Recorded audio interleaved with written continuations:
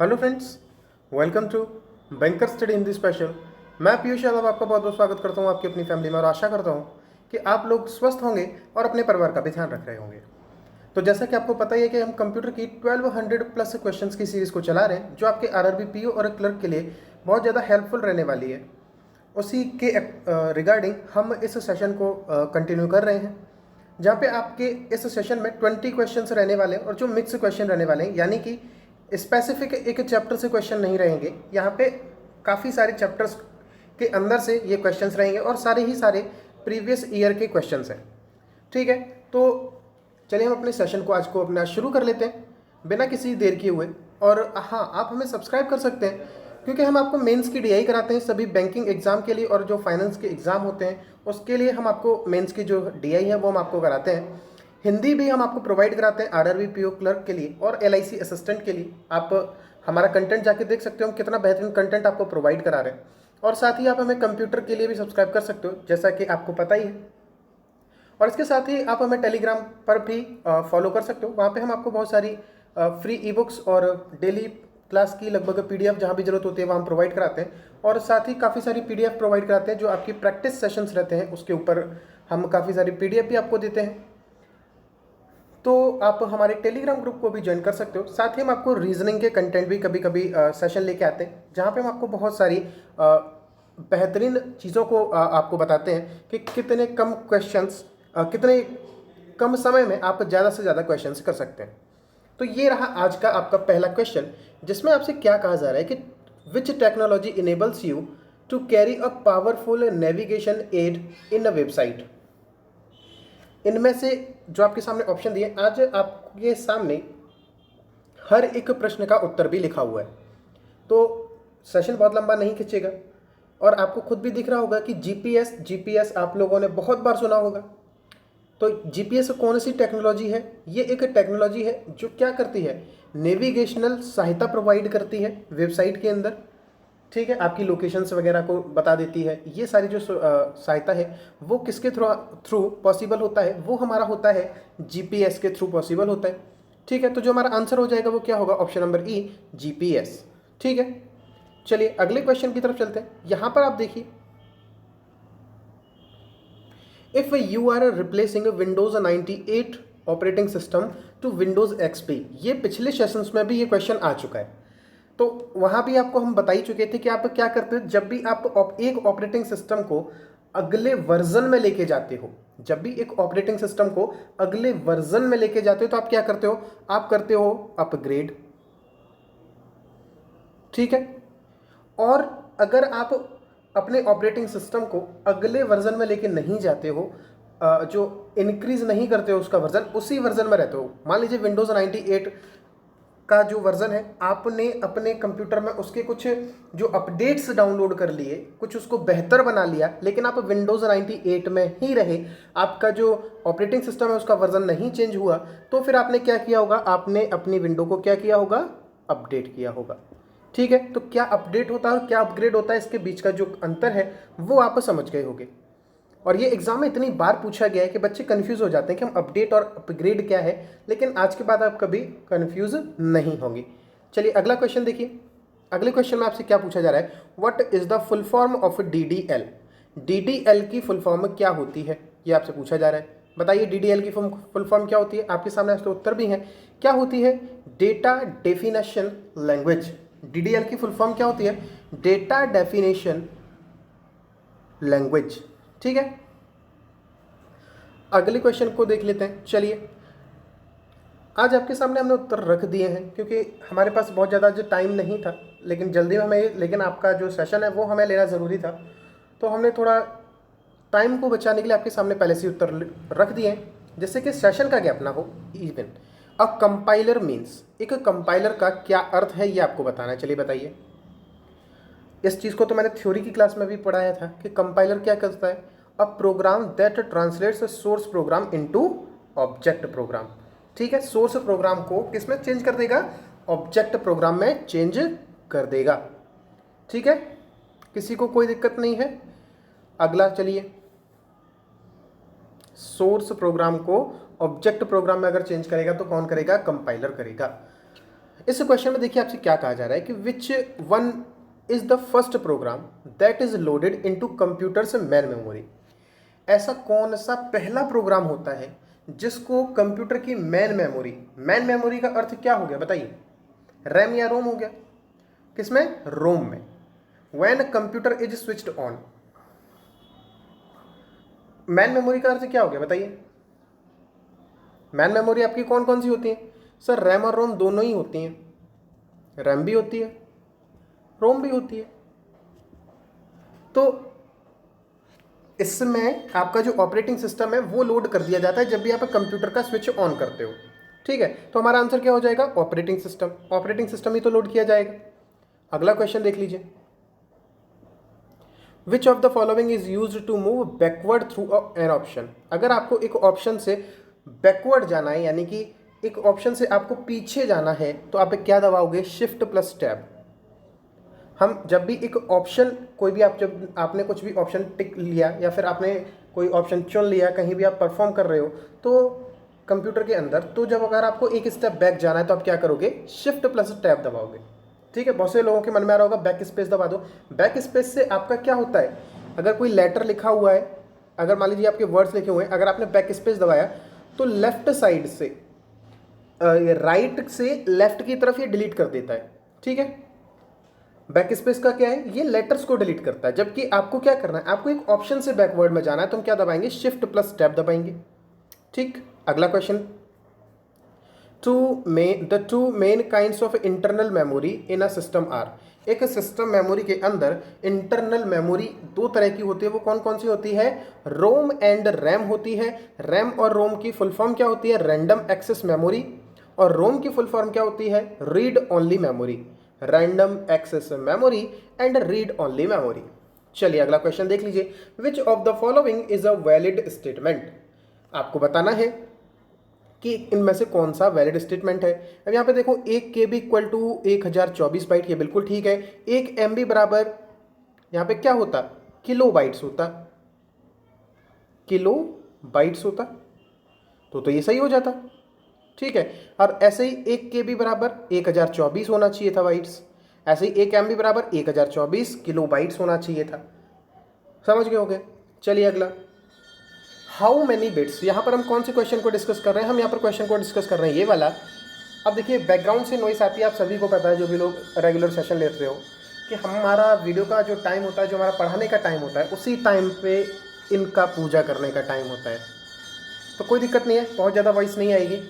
आप बताइए कि how many bits are there in the ethernet address. ये आपके लिए बहुत ही इंपॉर्टेंट क्वेश्चन है कि एक ईथरनेट के एड्रेस के अंदर कितने बिट्स होते हैं। तो कितने बिट्स होते हैं, 48 बिट्स होते हैं। और अगर मैं आपको बताऊं, जहां तक मुझे अगर कुछ ध्यान आ रहा है, तो ये शायद इस बार की RRB क्लर्क में पूछा गया था। अगर मुझे जहां तक ध्यान है तो ये शायद RRB क्लर्क के एग्जाम में पूछा गया था। तो ये क्वेश्चन वही है जो प्रीवियस ईयर में आए हुए हैं, या फिर अपकमिंग एग्जाम में जो एक्सपेक्टेड होते हैं, हम वही आपके लिए लेते हैं। अगला देखिए, another name for a program is. एक प्रोग्राम का अगला नेम क्या हो सकता है बताइए। टोपोलॉजी नहीं हो सकते, नेटवर्क के प्रकार होते हैं। यूटिलिटीज़ अपने आप में क्या है, सॉफ्टवेयर है। और प्रोग्राम क्या है, एक सॉफ्टवेयर ही तो है। चलिए अगला क्वेश्चन। अगर आपको लग रहा है मैं बहुत ज़्यादा जल्दी कर रहा हूँ, तो आज के लिए सिर्फ आप माफ़ कर दीजिए, मुझे बहुत अर्जेंट काम है। लेकिन बस मैंने यही सोचा था 15-20 मिनट में मैं सेशन निपटा दूंगा और फिर अपने काम के लिए निकल जाऊंगा, ठीक है। यहाँ पर देख लीजिए आपके सामने क्या है कि which translates and executes program at run time line by line. इनमें से ऐसा कौन सा है जो किसी भी प्रोग्राम की जो लैंग्वेज है उसको ट्रांसलेट करता है और उसको एग्जीक्यूट करता है प्रोग्राम को लाइन बाई लाइन। अगर लाइन बाई लाइन आ जाए तो क्या करोगे, इंटरप्रेटर। और अगर सारे के सारे को एक साथ अगर कोई करेगा तो कौन होगा, कंपाइलर। इसका आंसर क्या है, इंटरप्रेटर। और कंपाइलर कब होता, जब लाइन बाई लाइन ना होकर पूरा का पूरा जो ट्रांसलेट कर देता है एक ही बार में, ठीक है। चलिए यहाँ पर आप देखिए कि सिस्टम सॉफ्टवेयर, इसको थोड़ा सा जूम कर लेते हैं। System software is the set of programs. जो सिस्टम सॉफ्टवेयर है वो एक प्रोग्राम का सेट्स होता है that enables your computers hardware devices. जो क्या इनेबल करता है, आपकी कंप्यूटर की हार्डवेयर डिवाइसेस को and dash software to work together, कि और कौन से सॉफ्टवेयर को लिंक कर देता है जिससे कि वो आपस में मिलकर काम कर सकें। बताइए। तो कंप्यूटर के हार्डवेयर, सिस्टम सॉफ्टवेयर क्या करेगा, कंप्यूटर के हार्डवेयर को और एप्लीकेशन सॉफ्टवेयर को आपस में लिंक कर देगा जिससे कि वो आपस में काम अपना कर सके। ठीक है, यहाँ तक किसी को भी कोई भी दिक्कत नहीं होगी। आपके सामने सारे के सारे आंसर लिखे हुए हैं और हम एक बार आपसे फिर से सॉरी बोलते हैं क्योंकि आज हमें बहुत ज़्यादा अर्जेंट काम है। प्लीज़ अगर किसी को भी थोड़ा सा भी ऐसा लग रहा है कि सर आज बहुत ज़्यादा जल्दी कर रहे हो, तो केवल आज के लिए आप इस मजबूरी को समझ लीजिए। कल से आपका सेशन एकदम टाइम से आएगा और एकदम से धीरे धीरे जैसे कर रहे थे उसी तरह से चलेगा। ठीक है, यहाँ पर आप देख लीजिए, which is a storage area, इनमें से कौन सा एक स्टोरेज एरिया है। A storage area used to store data, एक स्टोरेज एरिया है जो क्यों यूज़ किया जाता है, डेटा को स्टोर करने के लिए। टू अ कंपनसेट, कंपनसेट का मतलब क्या होगा, एक मुआवजा देना। मुआवजा देने का क्या मतलब हो गया भाई, कि यानी कि जो टाइम आपका एक्स्ट्रा लग रहा है उसे बचाने के लिए एक्स्ट्रा जो टाइम जा रहा है, for the difference in speed at which the different unit can handle data is.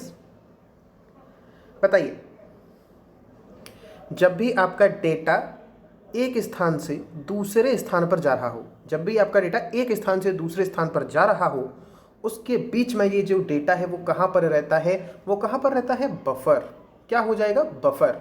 यही था, बस आपसे घुमा के पूछ लिया गया, कहाँ होगा, बफर। ठीक है, अगला देख लेते हैं। इन अ सर्वर नेटवर्क, एक सर्वर नेटवर्क के अंदर द कंप्यूटराइज्ड यूजर्स, जो कंप्यूटराइज्ड यूजर होते हैं, आर कंसिडर्ड एज द। ये बताइए, तो मैंने थ्योरी में कराया हुआ है, ये बहुत सिंपल है। एक थ्योरी के अंदर मैंने ये सारी चीज़ें कराई हुई हैं, क्या होस्ट होता है आपका, क्या क्लाइंट होता है, सारी चीज़ तो कराई हुई ना। क्लाइंट कौन सा है, कि जो कंप्यूटराइज्ड यूजर्स हैं उनको क्लाइंट माना जाता है, और होस्ट किसे माना जाएगा, सर्वर को होस्ट माना जाएगा। चलिए यहाँ पर देखिए, NOS स्टैंड्स फॉर, NOS की फुल फॉर्म क्या होती है, NOS की फुल फॉर्म होती है network operating system, network operating system. ठीक है, अगला देखो वाईमैक्स, ये तो मैंने अपने क्लास में भी कराया था जब मैंने आपको एब्रीवेशंस कराए थे। यहाँ पर बताइए वाईमैक्स की फुल फॉर्म क्या होती है, वर्ल्ड वाइड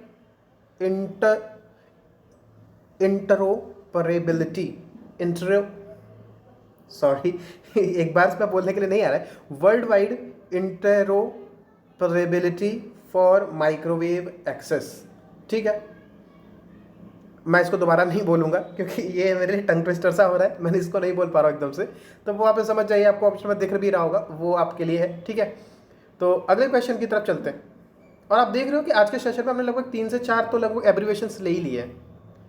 यहाँ देखो, you can dash a search by providing, ये भी मैंने करा चुका हूँ, ये तो हम करा चुके हैं सर, पिछले 1-2 सेशन पहले ही शायद मैंने कराया हुआ है, जहाँ पर मैंने आपको इसको डिटेल में बताया था। अगर आप रेगुलर फॉलो कर रहे हो ना, तो ये सारी चीज़ें आपके लिए बिल्कुल रिपीट होंगी ना, क्योंकि प्रीवियस ईयर की चीज़ें हैं और जो एक्सपेक्टेड चीज़ें। और कंप्यूटर बहुत छोटा सा सिलेबस है आपका, बहुत ज़्यादा सिलेबस नहीं है, लेकिन दिक्कत कहाँ हो जाती है कि आपको पता नहीं होता कि पढ़ना कितना है और कितना छोड़ना है। इसके लिए हम बैठे हैं आपके लिए, जो भी आपको दिक्कत हो उसके लिए तो हम बैठे ही हैं ना। तो आप देख रहे होगे खुद भी कि चीज़ें अपने आप रिपीट होती हैं, जबकि हर बार हम नई नई चीज़ें लेके आते हैं। चलिए यहाँ पर, चलिए मैं थोड़ा सा इसको एक्सप्लेन कर देता हूँ। यहाँ पे क्या बताया जा रहा है कि जब भी आपका सर्च इंजन, आपको कोई भी चीज़ ढूंढनी है, ठीक है, आपको मान लीजिए आप इंटरनेट पर सर्फिंग कर रहे हैं, आपको कोई भी चीज़ ढूंढनी है, तो आप आपने कुछ भी डाल दिया, सपोज सर्च के लिए आपने कोई भी ऐसा एक डेटा डाल दिया। अब उस डेटा को आपके सर्च इंजन ने सर्च नहीं कर पाया, यानी कि उस छोटी सी इंफॉर्मेशन से उसने उस चीज़ को सर्च नहीं कर पाया, तो आपको फिर क्या करना पड़ेगा कि वो जो आपका सर्च इंजन है, जो आपका डेटा जिसे आप चाह रहे हो कि वो सर्च किया जाए, वो आपको मिल जाए, तो आप क्या करेंगे, दोबारा से जब आप उस डेटा को डालेंगे तो वो जो प्रोसेस कहलाएगी वो क्या कहलाएगी, रिफाइन। और इसमें हम क्या करते हैं, हम थोड़ी सी एक्स्ट्रा जानकारी प्रोवाइड कराते हैं सर्च इंजन को, कि हम जिस चीज़ के बारे में अभी जानना चाहते हैं उसके बारे में थोड़ी सी एक्स्ट्रा जानकारी भी उसको प्रोवाइड करा देते हैं, जिससे कि उस छोटी जो एक्स्ट्रा हमने जानकारी प्रोवाइड कराई उसके आधार पर जो सर्च इंजन है वो हमें अपने रिजल्ट दे सके। ठीक है, चलिए अगला क्वेश्चन देख लेते हैं। विच is a type of a port out of following. ये आपके सामने 3 ऑप्शन दिए हैं, इनमें से ये पूछा जा रहा है कि इनमें से कौन सा एक पोर्ट का टाइप है। सीरियल पोर्ट होता है, पैरेलल पोर्ट होता है, एजीपी पोर्ट भी होता है। यानी कि आंसर आपका क्या हो जाएगा, ऑल ऑफ द एबव। और आपका होमवर्क क्या है, एजीपी की आप मुझे क्या बताओगे, फुल फॉर्म बताओगे किसकी, एजीपी। बिना होमवर्क के तो मैं जाने ही नहीं दूंगा, चाहे मैं कितनी भी जल्दी में हूँ। अगला देखिए, विच of the following website is not a social media website. इनमें से कौन सी एक सोशल मीडिया वेबसाइट नहीं है। फेसबुक बिल्कुल है, इंस्टाग्राम बिल्कुल है, गूगल तो कंफर्म नहीं है, और पिंटरेस्ट के बारे में अगर किसी को पता होगा तो कई सारे फोटोज़ आपको यहाँ पर देखने के लिए मिलते हैं। तो पिंटरेस्ट में मतलब ये एक सोशल मीडिया की वेबसाइट है, तो यानी कि अकेला गूगल ऐसा है जो सोशल मीडिया की वेबसाइट नहीं है। ठीक है, चलिए, a logical schema is defined as. एक लॉजिकल स्केमा को आप कैसे डिफाइन कर सकते हो, क्या होता है ये, एक स्टैंडर्ड वे होता है ऑर्गेनाइजिंग इंफॉर्मेशन फॉर बिजनेसेस। क्या होता है ये, एक स्टैंडर्ड वे होता है ऑफ ऑर्गेनाइजिंग इंफॉर्मेशन को ऑर्गेनाइज करने के लिए, किसके लिए, बिजनेसेस के लिए। ठीक है, अगर आप किसी भी बिजनेस के लिए कोई भी इंफॉर्मेशन को ऑर्गेनाइज कर रहे हो एक स्टैंडर्ड वे में, तो हम उसे क्या कहेंगे, लॉजिकल स्केमा कहेंगे। ठीक, यहाँ तक किसी को कोई भी दिक्कत नहीं होगी। जितना भी आपको समझा दे रहा हूँ सिर्फ उतना ही आपको देखना है, क्योंकि एक्स्ट्रा चीज़ों के लिए आपको पीएचडी नहीं करनी है, आपको अपने मार्क्स लेके आने हैं बस, और आपको कुछ नहीं करना है। तो चलिए, आज का आपका सेशन यहीं तक था। हमने आज अपने 20 क्वेश्चंस कंप्लीट कर लिए। अगर वीडियो पसंद आई हो तो लाइक कर देना। आज मैं थोड़ा सा बस जल्दी में था, तो लाइक कर देना। अगर वीडियो पसंद आई है तो सब्सक्राइब कर लीजिए। जो भी आपको बताया था कि हम 3 चीज़ें मेनली प्रोवाइड कराते हैं, और रीजनिंग के भी हम कुछ अच्छे सेशंस लेके आते हैं, और आप टेलीग्राम से भी हमारे जुड़ सकते हो। और साथ ही शेयर कर देना अपने फैमिलीज़ और अपने ग्रुप में, जिससे कि पता लग जाए कि बहुत बेहतरीन कंटेंट प्रोवाइड कराने वाला एक चैनल यूट्यूब पर है, जो सारी की सारी बहुत अच्छी नॉलेज और कंटेंट आपको बिल्कुल फ्री ऑफ कॉस्ट प्रोवाइड कराता है। तो चलिए, हम लेंगे आपके लिए एक सेशन में, तब तक के लिए goodbye, God bless you all. आप अपना और अपने परिवार का ध्यान रखिए।